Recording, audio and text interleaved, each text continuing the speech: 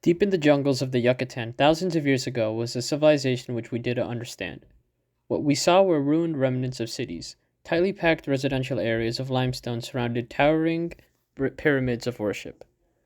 The walls of these pyramids were lined with strange pictures from right to left. This was the Maya civilization. And yet, by the time the Spanish arrived in Mexico in the 16th century, this civilization was already gone. Not only that, but the Spanish destroyed many documents using this script, the Maya script. Hundreds of years later, archaeologists coped with the lack of written records by studying the ancient ruins to better understand this ancient culture. What they found led them to believe that the Maya were mostly peaceful, and that their cities were devoid of war and conflict. This fit the current theories at the time in anthropology, but it was factually untrue. When the Maya script was finally deciphered, scholars didn't find stories of peace and love. They uncovered stories of kings and their exploits in warfare and conquest. In fact, the Yucatan was riddled with violence just as the city states of Greece and Mesopotamia were thousands of miles away. So, why were the archaeologists so quick to assume that the Maya were peaceful? The archaeologists were following a theory that was popular in the 20th century academia, what we now call the myth of the noble savage. 20th century ethnographers, anthropologists, and academics were convinced that less advanced cultures, like those of the Native Americans, weren't quote unquote corrupted by civilization. They believed that violence and warfare and inner conflict were a product of advancing civilizations, and not necessarily human nature. Human nature. But what is it? What is the true state of humanity beneath all the fog created by living in a modern world? And what does it mean to be civilized? This is a question that's been answered throughout history. The philosophers of ancient China, particularly in the spring and autumn period, had their own thoughts. The scholar Confucius, in the 6th and 5th centuries BC, constructed a spiritual and political philosophy based on the assumptions he made of human nature, and that philosophy is called Confucianism. He believed that the emperor's right to rule came from heaven. If heaven gave a sign that the emperor lost the right to rule, like through a natural disaster, then the people of China had a duty to replace the emperor, such as through rebellion. This idea would later influence Chinese dynastic politics for centuries to come, with many dynasties collapsing due to natural disasters followed by revolts. Later Confucianist scholars like Mencius took the people's right to rebellion to mean that humanity is naturally good, as otherwise they wouldn't be able to judge when the emperor lost his right to rule. Mencius believed that humanity possessed inherent qualities such as compassion, respect, and a sense of right and wrong.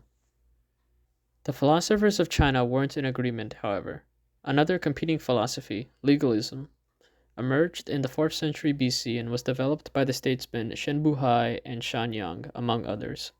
They believed that human nature is inherently evil and corrupted. The government of China needed to be ruled by an enlightened emperor and an expansive bureaucracy to strictly control the people and keep them from devolving into their evil nature. This philosophy was best personified in the Emperor Qin Huangdi, who in the 3rd century BC ruled China with an iron fist. In his short reign, he greatly expanded the bureaucracy, created a strict legal code, and traveled throughout China burning the books of any philosophies he didn't agree with. Qin Huangdi's dynasty didn't last, and succeeding dynasties tarnished his name for being a tyrant.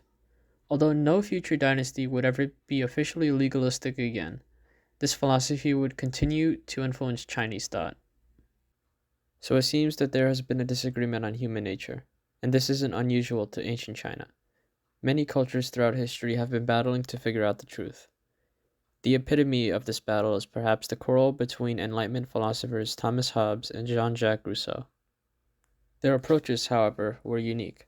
17th and 18th century Europe, where they resided, was in constant contact with travelers who have interacted with Native Americans.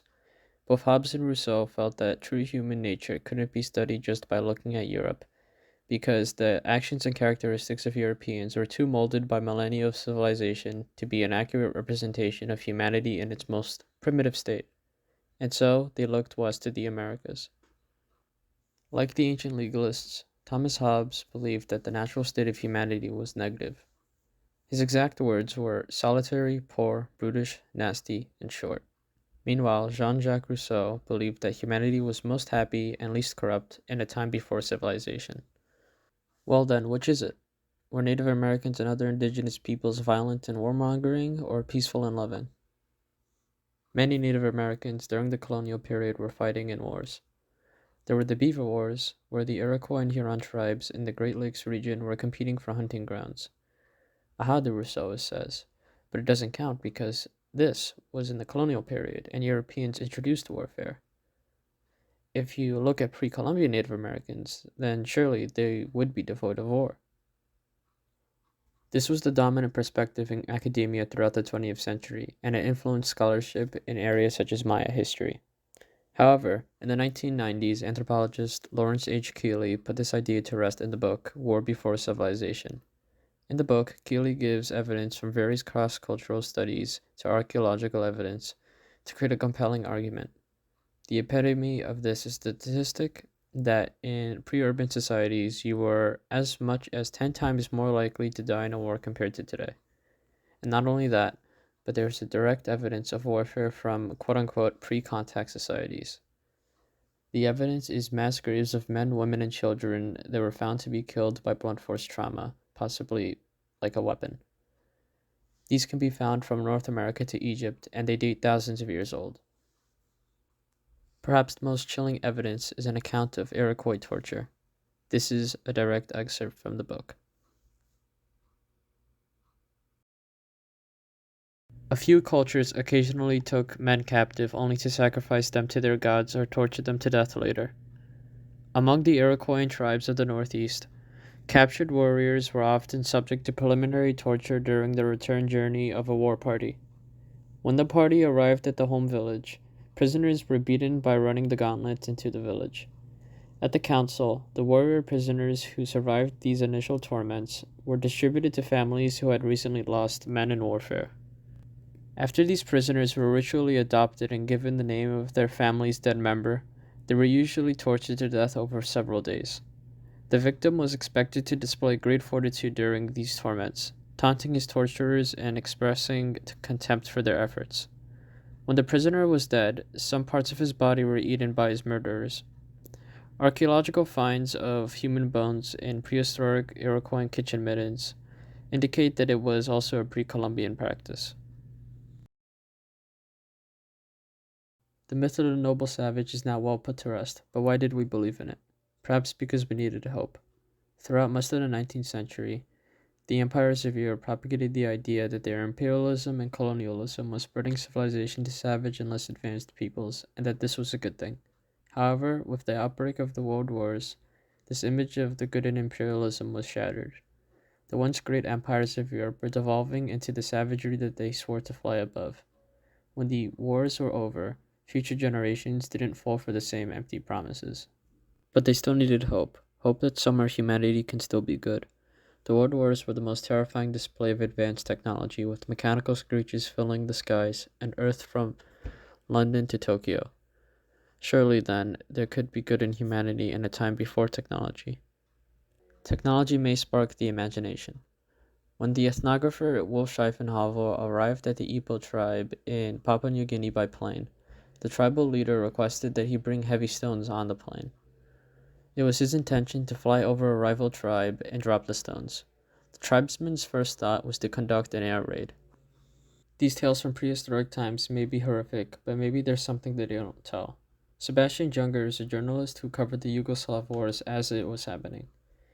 In his book, Tribe on Homecoming and Belonging, he writes of a woman he interviewed, Nizara Ahmetović, a Bosnian who lived through the siege of Sarajevo. She eventually escaped to Italy. She told Junger of the efforts her neighborhood made to ration food, collect water, and that they slept on top of each other. When she was eventually in Italy, she said she felt lonely and tried to go back to the friends and family she went through so much with. Junger may not have had Rousseau in mind, but he still asked Ahmetović if people were happier during the war. She only said, "We were the happiest, and we laughed more." Maybe hope in humanity isn't so hard to find after all. Among the philosophical traditions to debacle of human nature was Christianity.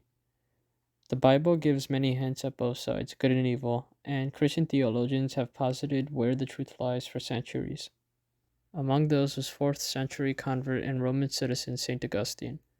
He was obsessed with guilt and sin, spending many restless nights tossing and turning where his faith should lie, before finally giving up his soul to Jesus Christ and writing his magnum opus we now call the Confessions. St. Augustine interpreted the book of Genesis to mean that humanity was inherently evil. In the beginning of time, when God created the heavens and the earth, he created Adam and Eve, the first humans, and he created the Garden of Eden, where they would reside in harmony. The only rule was not to eat the forbidden fruit, but Adam, persuaded by Satan disguised as a snake, ate it anyways. God punished him and Eve out of the garden and onto the earth to fend for themselves, where humanity would multiply and become what it is today. To Augustine, this original act of wrong, this original sin, that Adam committed would carry on to his offspring, and through it we are all sinners from birth. To Augustine, humanity is fighting an uphill battle from birth against the urges of sin. This was believed in the philosophy Neoplatonism, in which its followers tried to find salvation by resisting natural urges like gluttony and lust. Still, other Christians didn't agree. The book of Genesis also said that man was created in the image of God, and of course, God is good, so man must be good as well. But in what way are we in his image? The snake that persuaded Adam was Satan in disguise. At the desert, where Jesus spent 40 days and 40 nights, Satan was there, attempting to persuade Jesus to join him. Satan never forced anyone's hand. He was always the antagonist of the mind. So the evil that humanity commits is not an act of Satan, but an act of ourselves. Adam had the choice whether to eat the forbidden fruit or not, just as God had the choice to flood the earth and save Noah, and just as the warriors and soldiers of the Iroquois villages or at the siege of Sarajevo had a choice to participate, and just as the neighbors of Sarajevo had a choice to help each other. What we had was free will. Augustine was right. We did inherit something from Adam. We didn't eat any forbidden fruit, but we did make choices, just as he did. So what is the true nature of humanity? Is it good or is it evil? Neither. The nature of humanity is to make our own path. Each and every one of us has the choice of what kind of impact we want to have. So is it good or is it evil? The choice is yours. This was Epic Chronology, and thanks for watching.